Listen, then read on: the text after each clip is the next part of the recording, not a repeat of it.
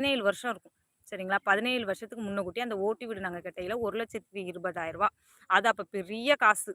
அந்த காச நாங்க பெரட்டி வீடு கட்டுனோம். 2 வாசலு. பின்னாடி ஒரு வாசல், முன்னாடி ஒரு வாசல் வச்சு, அ சின்ன சின்ன டைல்ஸ் கல்லெல்லாம் கிடைக்கிற இடத்துலலாம் வாங்கிட்டு வந்து போட்டு அந்த வீடு நாங்க கட்டுனோம். அந்த குடுத்த இடத்துல வந்து நாங்க கட்ட ஆரம்பிச்சோம். அதுவுமே பாருங்க, நாங்க தான் வேல பார்த்தோம். ஒரே ஒரு கொத்தனார் மட்டும் தான். இப்பலாம் வந்து இப்பலாம் கான்ட்ராக்ட்டா பேசுவாங்க. இப்பலாம் நீங்க நம்ம சொல்ற ரூல்ஸ் படிலாம் வீடு கட்ட மாட்டாங்க. அவங்க இஷ்டப்படி தான் அவங்க ஆளுங்கள கொண்டு வந்து விட்டு வீடு கட்டுவாங்க. அப்ப உள்ளவங்கலாம் எப்படின்னா, ஒரு கொத்தனார் வாங்குனா வாங்க, ஒரு கையாள் வாங்குனா வாங்க அப்படின்னு சொல்லுவாங்க.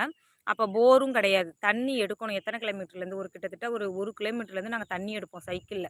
எடுத்து கொண்டு வந்து ட்ரம்மு நெறைய நெறச்சு வச்சுட்டு, கொத்தனார் வந்த உடனே அதுவும் எங்க அப்பா எப்ப தெரியுமா வீடு கட்டுனாங்க? கரெக்ட்டா மே மாசம் 2 மாசம் லீவ் வரும் பார்த்தீங்களா? அப்ப வீடு கட்ட ஆரம்பிச்சாங்க. அப்பதான் பசங்கலாம் வீட்ல இருப்பாங்க. வேலைய வச்சு அவங்கள வச்சு வேல வாங்கி நம்ம வீடு கட்டிறலாம் அப்படின்னு சொல்லிட்டு வீடு கட்ட ஆரம்பிச்சாங்க. ஆனா, அந்த 2 மாசத்துல என் தம்பி, நானு, அப்புறம் வந்து எங்க அம்மா எல்லாருமே நாங்க வந்து சொந்தமா எல்லாமே நாங்க கொத்தனார் மட்டும் வருவாரு. 9 மணிக்கு கரெக்ட்டா வந்துருவாரு. வந்தவுடனே வேலைய ஆரம்பிச்சுருவாங்க. நாங்க ஒண்ணு ஒண்ணா எடுத்து குடுப்போம். கல்லு 10, 10 கல்லா ஒவ்வொரு இடத்துல பேஸ்மெண்ட்ட போட்டு வைப்பாங்க. அங்கனலாம் கொண்டு போய் வச்சு அந்த வீட ஃபுல் அண்ட் ஃபுல் நாங்க தான் கட்டுனோம். அந்த கொத்தனார் மட்டும் இருந்தாங்க. அப்பா, நானு, என் பசங்க, என் தம்பிங்க, நானு எல்லாமே சேர்ந்து அந்த வீட நாங்க கட்டுனோம். அது பெரிய வீடா எங்களுக்கு தெரிஞ்சுச்சு. பெரிய நம்ம கோடி கோடியா பணம் செலவு பண்ணி வீடு கட்டுவோம்ல, அந்த மாரி எங்களுக்கு ஒரு வீடு. அந்த வீடு இன்னைய வரைக்கும் அந்த வீட்ல தான் நாங்க இருக்கிறோம். எங்க அம்மா, என் தம்பி எல்லாமே நாங்க அங்க போனா அந்த வீட்ல தான் நாங்க தங்குவோம். அந்த வீடு தான் இன்னைய வரைக்கும் இருக்கு. இன்னைய வரைக்கும் அந்த இடிச்சு கட்டுறதுக்கு எங்களுக்கு எந்த வாய்ப்பும் இன்னைய வரைக்கும் வரல. அதனால நாங்க அந்த வீட்லயே தான் இப்போ வரைக்கும் வாழ்ந்துட்டு இருக்கோம். அதுக்கடுத்து பார்த்தீங்கன்னா, அதுக்கப்புறம் இப்ப நான் அதுக்கப்புறம் ஒரு இடத்துல போய் நாங்க இருந்தோம். சரி நீ கல்யாணம் முடிச்சுட்டல்லம்மா. கல்யாணம் முடிஞ்சதுக்கப்புறம் உன் சொந்த வீடு, என்னோட வீடு, மச்சி வீடு. ஆனா நான் வாடகைக்கு இருந்தது எனக்கு எப்படி தெரியுமா கிடைச்சுச்சு வீடு? அதுவும் ஓட்டு வீடு தான். வாடகை வந்து டவுன் ஏரியாலலாம் ரொம்ப வாடகை கேட்டாங்க. 4000, 5000, 6000 அப்படி கேட்டா தான் வந்து நம்ம பெரிய வீடா வந்து எடுத்து வாடகைக்கு இருக்கலாம். அப்போ ஒரே ஒரு இடம் கடவுள் புண்ணியத்துல எங்களுக்கு கிடைச்சுச்சு. வெறும் ரூ. 1200க்கு ஒரு ஓட்டு வீடு எங்களுக்கு. மாடியில சின்ன ஓட்டு வீடு. ஒரு ரூமு, ஒரு ஹாலு ஹால் கிடையாது. ஹாலு, ஒரு கிச்சன். அந்த மாரி கிடைச்சுச்சு. அப்ப வந்து என் பையன் கை குழந்தையா இருந்தான். என் பொண்ணும் கை குழந்தையா இருந்தா. எங்களுக்கு அது போதுமான வீடா இருந்துச்சு. கிட்டத்தட்ட அந்த வீட்ல மட்டுமே நாங்க 7 வருஷம் குடியிருந்தோம். வெறும் ரூ. 1200 ஒரு 2, 3 வருஷம் கழிச்சு ஒரு ரூ. 300 ஏத்தி ரூ. 1500 வாடகை வாங்கிட்டு இருந்தாங்க.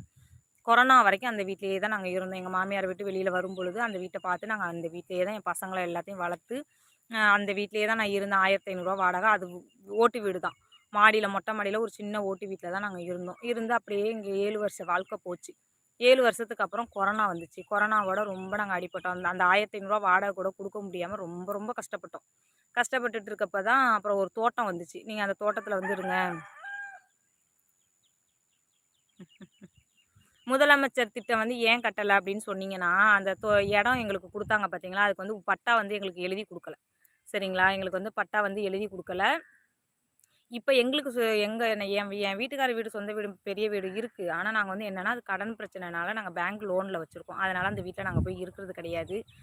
வந்து பேங்க் லோனும் கொஞ்சம் கடன் பிரச்சனைனால நாங்க ஊர விட்டு வெளியில வந்து தான் நாங்க தனியா இருக்கிறோம். அதனால அந்த வீட்டுகளுக்கு வந்து கல்யாணம் முடிஞ்சு நாங்க வந்து 1 வருஷம், 2 வருஷம் அந்த வீட்ல இன்னைய வரைக்கும் நாங்க குடுத்தனம் இருக்கல. கெட்டி முடிச்சு எங்களுக்கு அந்த சொந்தமா எங்க வீட்டுக்கு வந்தா தான் உண்டு.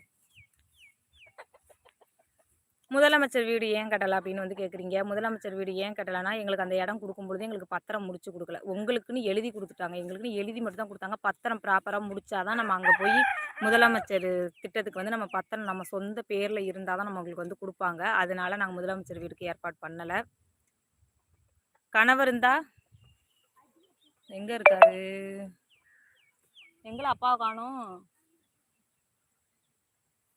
அவரு இங்க மருந்தடிச்சிட்டு இருக்காரு. கணவர் என்ன வேலை பார்க்குறாருன்னு சொன்னீங்க. இங்க தான் மருந்தடிச்சிட்டு இருக்காரு. சமையல் ஆர்டர் வந்தா போவாரு. அதுக்கு படிச்சிருக்காரு. கேட்டரிங் படிச்சிருக்காரு. சமையல் ஆர்டர் வந்தா போவாரு. எங்களுக்கு ஃபுல் அண்ட் ஃபுல் ஒரு ஒரு ரூ. 10,00,000 கடன் பிரச்சனை ஆயிட்டு இந்த கொரோனாவோட. என் மாமியார் வந்து என்ன பண்ணிட்டாங்கன்னா, நாங்க வந்து தனியாவே இருந்தோம். அப்போ வந்து என் மாமியார் தான் எல்லா வரவு செலவும் பார்த்தாங்க. திடீர்னு இறந்து போயிட்டாங்க. அப்போ வந்து அவங்க அங்கங்க கடத்த வாங்கி வச்சுட்டு, அவங்க இறந்து போயிட்டாங்க. நாங்க அந்த ஊருக்குள்ள போனதே கிடையாது. அப்ப கடன் பிரச்சனை இப்ப தான் கொஞ்சம் கொஞ்சம் அடைச்சு இன்னும் ஒரு ரூ. 5,00,000 கடன் இருக்கு. நாங்க இவ்வளோ கஷ்டப்பட்டு உழைச்சு இப்ப தான் கொஞ்சம் கடன் அடைச்சிருக்கோம். இன்னும் ஒரு ரூ. 5,00,000 கடன் எங்களுக்கு அடைக்கணும். அதனால தான் நாங்க இப்படிலாம் கடந்து காட்டுக்குள்ள கடந்து நாங்க கஷ்டப்படுறோம். பின்னால் புலி வருது. ஆமா, ஆமா. அதான் இங்க தான் எள்ளு வயல்ல தான் மருந்து அடிச்சிட்டு இருக்காரு. நானும் எள்ளு வயல்ல தான் உட்காந்துருக்கேன். அப்புறம் அந்த வீடு அதுக்கப்புறம் நாங்க அந்த வீட்லயே அந்த கொரோனாவோட அந்த வீட்ல ஒரு 7 வருஷம் இருந்தோம். அப்புறம் கொரோனாவுக்கு அப்புறம் ஒரு தோட்டம் வந்துச்சு. கொரோனாவோட என் வீட்டுக்காருக்கு சுத்தமா சமையல் வேலை இல்லாம ஆயிடுச்சு. கொரோனாவோட தான் எங்கேயுமே சமையல், சாப்பாடு எதுவுமே ஹோட்டல் கடை எல்லாமே அடைச்சிட்டாங்களே!